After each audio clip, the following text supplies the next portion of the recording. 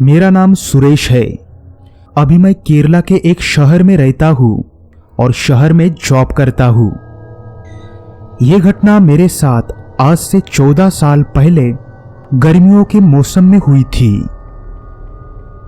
तब मैं 10 साल का था। उस वक्त मैं केरला के एक गांव में रहता था और उस गांव में आए हुए मुझे 1 महीना हुआ था। मैं मेरे माता पिता और मेरे बड़े भाई अंश के साथ रहता था।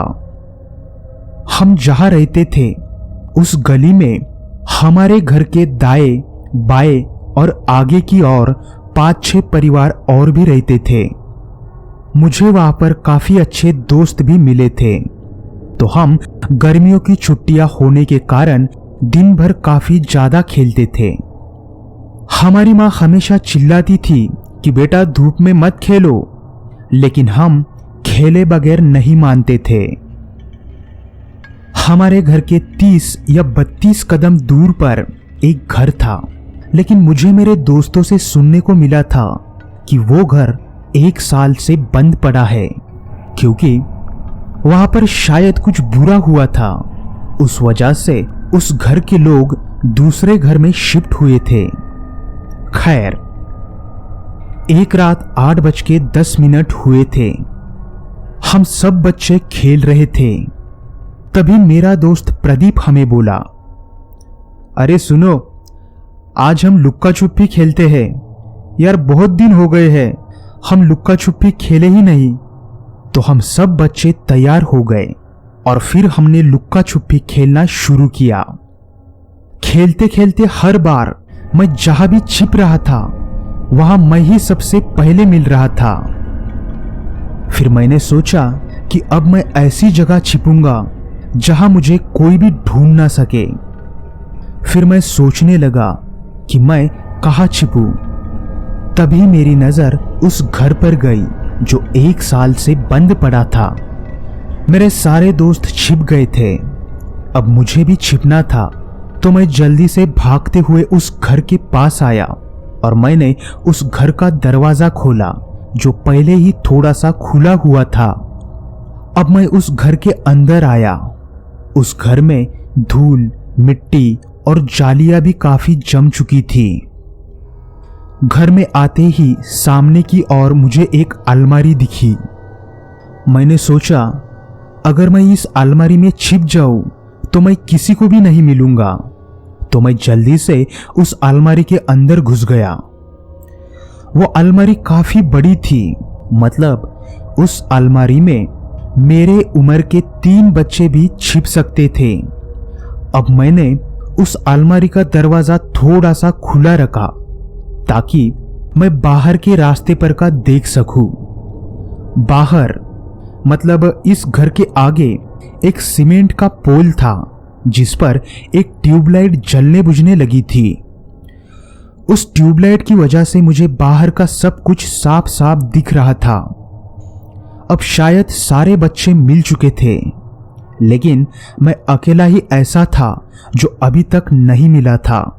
उस वजह से मैं मन ही मन बहुत ज्यादा खुश हो रहा था। तभी प्रदीप मुझे ढूंढते ढूंढते इस घर के सामने खड़ा हुआ और इधर उधर देखने लगा। उसका चेहरा देखकर मुझे ऐसा लग रहा था कि शायद वो मुझे ढूंढते ढूंढते काफी ज्यादा थक चुका था। तभी उसने इस घर में देखा तो मैंने झट से अलमारी का दरवाजा बंद किया और मैं थोड़ा पीछे हुआ। गर्मियों के दिन होने की वजह से मुझे काफी ज्यादा पसीना आ चुका था और मैं इस अलमारी में होने की वजह से भी थोड़ा सा पसीने से भीग चुका था। तो मैं अपना पसीना पोंछ रहा था। पसीना पोंछते पोंछते मेरी नजर दाई ओर गई तो मेरी दाई ओर एक औरत खड़ी थी जिसका पूरा चेहरा जला हुआ था। उसके बाल काफी ज्यादा लंबे थे। उसने सफेद कलर की साड़ी पहने थी। उसके हाथ काफी जले हुए दिख रहे थे और जब मैंने उसकी आंखों की तरफ देखा तो वो औरत मुझे काफी ज्यादा गुस्से से घूरे जा रही थी। उसका वो बहुत डरावना रूप देखकर मैं काफी जोर से चीखा और अलमारी का दरवाजा खोलने की कोशिश करने लगा, लेकिन अलमारी का दरवाजा अब खुल ही नहीं रहा था। उस औरत को देखकर मैं इतना डर गया था कि मुझे लगा कि शायद आज मैं मरने वाला हूं। लेकिन तभी अचानक से अलमारी का दरवाजा खुला। जब मैंने बाहर देखा तो बाहर प्रदीप खड़ा था। वो मुझे पूछने लगा, अरे तू यहां क्या कर रहा है? सारे बच्चे अपने अपने घर चले गए क्योंकि उनके घर वालों ने उन्हें बुलाया था, और अब यहां से चल जल्दी, नहीं तो हमारे घर वाले बहुत चिल्लाएंगे। हम दोनों वहां से भागते हुए काफी तेजी से हमारी घर की तरफ आ रहे थे। जब मैंने भागते हुए एक नजर पीछे की ओर डाली तो अब वो औरत उस घर के दरवाजे के पास खड़ी थी और मुझे ही घूरे जा रही थी। मैं अब काफी तेजी से भागते हुए मेरी घर आया और मेरी माँ को मैंने ये सारी बात बताई। तो मेरी माँ ने मेरा वो घबराया हुआ चेहरा देखकर मुझे पहले शांत किया और पानी पिलाया, और फिर मैं मेरी माँ के पास बैठ गया। थोड़ी ही देर में मेरे पिताजी घर आने के बाद मेरी माँ ने उन्हें ये सारी बात बताई। तो उन्होंने हमें बताया, बेटा अब आगे से उस घर की तरफ मत जाना, क्योंकि प्रदीप के पिताजी मुझे 2 दिन पहले उस घर के बारे में बता रहे थे। वहां पर रघु जी का परिवार रहता था, जिनमें रघु जी, उनकी पत्नी, उनका बेटा और उनकी बहू रहते थे। एक दिन रघु जी की बहू किचन में काम कर रही थी तो अचानक उनकी साड़ी में आग लग गई। वो आग इतनी ज्यादा थी कि रघु जी और आसपास के लोग उनकी बहू को बचा नहीं सके।